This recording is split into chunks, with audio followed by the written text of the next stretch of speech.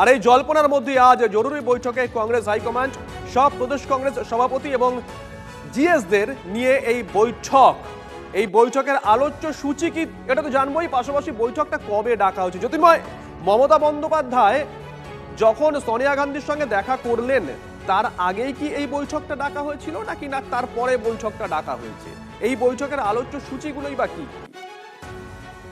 দেখো, যে খবর আমাদের কাছে এসে পৌঁছচ্ছে যে গতকাল সমস্ত পিসিসি প্রেসিডেন্ট এবং তার পাশাপাশি স্টেট ইনচার্জ তাদের কাছে একটি মেসেজ পৌঁছেছে যে আজ একটি বৈঠক হবে, যে বৈঠকের এজেন্ডায় কিছু আলাদা করে জানানো হয়নি, শুধু জানানো হয়েছে যে সাম্প্রতিক পরিস্থিতি নিয়ে আলোচনা হবে। সূত্র মারফত যে খবর আমাদের কাছে আসছে যে দুটি দফায় আমরা দেখেছি সোনিয়া গান্ধী এবং মমতা বন্দ্যোপাধ্যায়ের মধ্যে বৈঠক হয়েছে।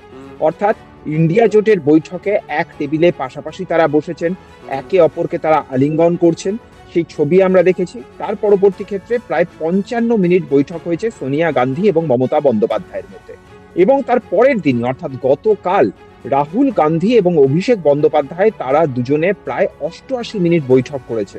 প্রাথমিকভাবে একটি জল্পনা ছড়িয়েছিল, একটি খবর ছড়িয়েছিল যে দুটি দলের সংযুক্তি নিয়ে আলোচনা হচ্ছে, কিন্তু দুটি দলের তরফেই বলে দেওয়া হয়েছে যে এই জল্পনা বা এই ধরনের খবর সম্পূর্ণভাবে ভিত্তিহীন।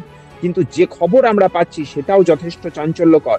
আমাদের কাছে খবর আসছে যে মমতা এবং সোনিয়ার বৈঠকে সিদ্ধান্ত হয়েছে যে কংগ্রেস এবং তৃণমূল জোটবদ্ধ অবস্থায় চলবে।